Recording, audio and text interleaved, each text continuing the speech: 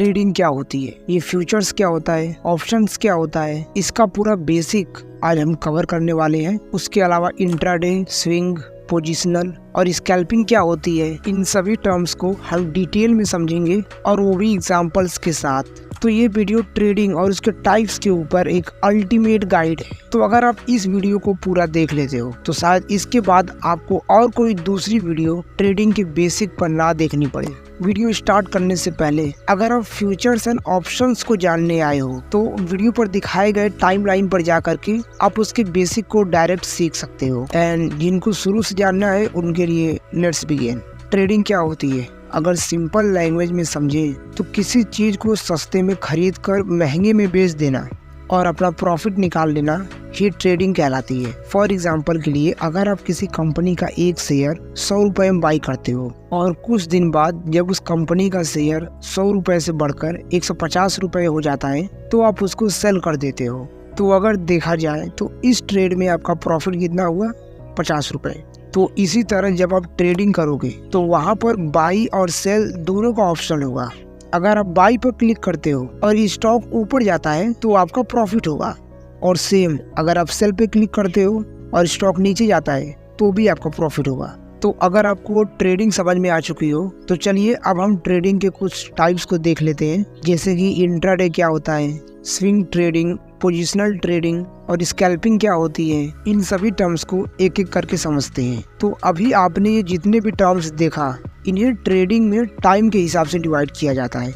और अगर आप एक दिन के लिए ट्रेडिंग करते हो, लाइक किसी शेयर को खरीद कर उसी दिन उसे सेल कर देते हो, तो उसे इंट्राडे ट्रेडिंग कहते हैं। और वहीं अगर आप एक हफ्ते के लिए ट्रेडिंग करते हो, लाइक किसी शेयर को खरीद कर उसे एक हफ्ते से लेकर 5 महीने के बीच में होल्ड किए रहते हो, तो उसे स्विंग ट्रेडिंग कहते हैं। और अगर आप 5 महीने से लेकर 1 साल तक ट्रेडिंग को करते हो, लाइक किसी शेयर को 1 साल तक बाई करके रखते हो, तो उसे पोजिशनल ट्रेडिंग कहते हैं। और सबसे शॉर्ट टर्म में होती है स्कैल्पिंग, लाइक अगर आप किसी शेयर को बाई करके उसे 2 से 5 मिनट में ही सेल कर दो तो उसे स्कैल्पिंग कहते हैं। तो ये तो ट्रेडिंग के टाइप्स थे जिन्हें हम टाइम के अकॉर्डिंग बांट सकते हैं। बट अगर हम ट्रेडिंग को मार्केट के अकॉर्डिंग बांटे तो ये 3 टाइप्स में डिवाइड होगा, कैश मार्केट, फ्यूचर मार्केट और ऑप्शन मार्केट। तो चलिए हम आते हैं पहले कैश ट्रेडिंग पर। तो कैश ट्रेडिंग को हम स्पॉट ट्रेडिंग या डिलीवरी ट्रेडिंग भी कहते हैं। तो कैश ट्रेडिंग में क्या होता है कि हम नॉर्मली किसी भी कंपनी का शेयर बाई और सेल आराम से कर सकते हैं। लाइक जितनी भी कंपनीज होती हैं आप सिंपली उन्हें ओपन करके बाई और सेल कर सकते हो। तो आप ट्रेडिंग के बाकी टाइप्स जिन्हें फ्यूचर एंड ऑप्शन कहते हैं ये डेरिवेटिव के अंदर आते हैं। तो अब ये डेरिवेटिव क्या होता है, तो जब किसी एसेट की वैल्यू किसी दूसरे एसेट पर डिपेंड करती है तो उसे डेरिवेटिव कहते हैं। फॉर एग्जांपल के लिए जैसे दूध है, तो दूध से क्या क्या बनता है, पनीर और कर्ड। तो यहाँ पनीर और कर्ड क्या हो गए, तो यहाँ पनीर और कर्ड दूध के डेरिवेटिव्स हो गए। तो अब जब दूध का दाम बढ़ेगा तो पनीर का भी दाम बढ़ेगा और कर्ड का भी दाम बढ़ेगा। तो यहाँ पर अब जैसे मान लो कि रिलायंस मिल्क की जगह है और Reliance futures and Reliance option इसके डेरिवेटिव है। तो जब रिलायंस का प्राइस ऊपर जाएगा तो इसके फ्यूचर्स एंड ऑप्शंस का भी प्राइस ऊपर जाएगा।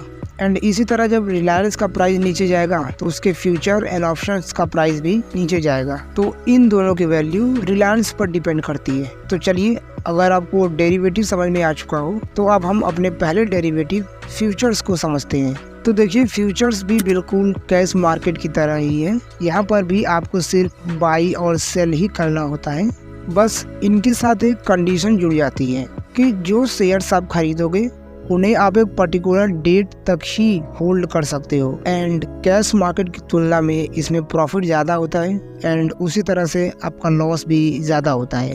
तो जैसे आप रिलायंस का शेयर प्राइस देख रहे हो और आपको लगता है कि ये ऊपर बढ़ेगा, तो क्योंकि फ्यूचर्स में प्रॉफिट ज़्यादा होता है मार्जिन लेने के कारण, तो आप डिसाइड करते हो कि कैश मार्केट की जगह रिलायंस का डेरिवेटिव यानी इसका फ्यूचर्स खरीदने का। तो लेट्स सपोज आज 1 जनवरी है और आप चाहते हो कि आप इसके शेयर को 3-4 दिन तक होल्ड किए रहो, तो आप रिलायंस का derivative Reliance future 5 Jain search करके उसे बाई कर सकते हो। तो जैसे रिलायंस पर इंटरफेस दिखा रहा था वैसे ही रिलायंस फ्यूचर्स पर भी दिखाएगा। अब मान लेते हैं कि आपने रिलायंस फ्यूचर 5 जैन का खरीद लिया, लेकिन अभी आपको सिर्फ 5 मिनट ही हुआ है और आप चाहते हो कि आप अभी निकल जाओ, तो आप आराम से अपने बाई किए हुए फ्यूचर्स को सेल करके आराम से निकल सकते हो। तो होप कि आपको फ्यूचर्स क्या होता है ये समझ आ चुका होगा। तो अब आपको अगर फ्यूचर्स समझ आ चुका हो तो चलिए हम दूसरे डेरिवेटिव ऑप्शंस को समझते हैं। तो देखिए ऑप्शंस भी बिल्कुल फ्यूचर्स की तरह हैं। जैसे फ्यूचर्स में हमें एक डेट सेलेक्ट करनी होती है, लाइक अगर 1 जनवरी को हम बाई कर रहे हैं तो 5 या 6 जनवरी की हम डेट सेलेक्ट करते हैं ताकि उस डेट तक हम उसे होल्ड कर सके। अब यही सेम चीज ऑप्शंस में भी होती है। जैसे हम 1 जनवरी को बाई कर रहे हैं तो हमें आगे की कोई डेट सेलेक्ट करनी होती है ताकि हम वहां तक होल्ड कर सके। बाकी अब चाहो तो 2 मिनट में ही सेल करके निकल सकते हो। वेल ये तो बिल्कुल फ्यूचर्स की ही तरह हो गया। तो इसमें अंतर क्या है? तो देखिए इसमें एक बहुत बड़ा अंतर है। एक्चुअल में ऑप्शंस के अंदर 2 तरह के लोग होते हैं, एक होता है बायर और एक होता है सेलर। तो अगर आपको इनका नाम सुनकर लगे कि बायर तो सिर्फ बाई कर सकता है या सेलर तो सिर्फ सेल कर सकता है, तो देखिए ऐसा नहीं है। बायर चाहे तो बाई भी कर सकता है और चाहे तो सेल भी कर सकता है, एंड उसी तरह सेलर्स चाहे तो बाई कर सकता है एज वेल एज सेल कर सकता है। तो आखिर इनमें डिफरेंस क्या होता है? तो देखिए इनमें डिफरेंस ये होता है कि बायर्स यदि सोच रहा है कि इस कंपनी का स्टॉक ऊपर जाएगा तो उसे सिर्फ 5 से 10 हजार रुपए ही देने होते हैं उस कंपनी के शेयर को बाई करने के लिए। लेकिन वही अगर सेलर को वो स्टॉक लेना पड़े तो उसे 1 से 2 लाख रुपए देने होंगे। अब आप सोच सकते हो कि सेलर्स के साथ तो नाइंसाफी हो रही है। तो देखिए ऐसा नहीं है। मान लीजिए कि आप एक ऑप्शन बायर हो और आपको लगता है कि रिलायंस का स्टॉक ऊपर जाएगा, तो आप चाहते हो रिलायंस का ऑप्शन ट्रेड करना।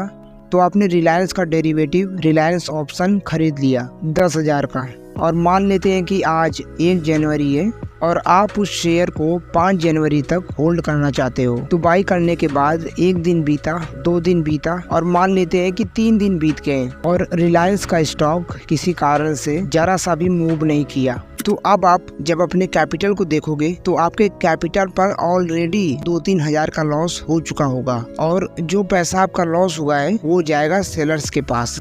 मतलब कि अगर आप एक ऑप्शन बायर हो तो आप तभी पैसा कमाओगे जब शेयर का स्टॉक ऊपर या नीचे मूव करेगा। बट सेलर चाहे तो स्टॉक मूव करे या ना करे, बट फिर भी सेलर पैसा बनाएगा, इसीलिए उसको ज्यादा पैसा देना पड़ता है। लेकिन ये बायर्स का पैसा सेलर्स के पास जाता कैसे है? तो देखिए इसके पीछे कारण होता है टाइम का, क्योंकि बायर्स ने कम पैसे दिए हैं और सेलर्स ने ज्यादा पैसे दिए हैं। तो जैसे जैसे टाइम बीतेगा बायर्स के कुछ पैसे कटकर सेलर्स के पास जाते रहेंगे। तो अगर इस हिसाब से देखें तो ऑप्शन ट्रेडिंग तो बिल्कुल खराब है। बायर्स तो कभी पैसा नहीं बना पाएंगे। तो देखिए ऐसा नहीं है, बायर सिर्फ कुछ कंडीशन पर ही पैसे बनाते हैं। बट हाँ, हम ये कह सकते हैं कि ऑप्शन ट्रेडिंग बिगिनर्स के लिए नहीं है। तो मुझे उम्मीद है कि ऑप्शन ट्रेडिंग आपको समझ आ चुकी होगी और ये भी समझ आ चुका होगा कि ये बिगिनर्स के लिए बिल्कुल नहीं है। तो आप ऑप्शन ट्रेडिंग तभी ट्राई करना जब आप कैश मार्केट या फ्यूचर मार्केट में पैसे बनाने लग जाओ।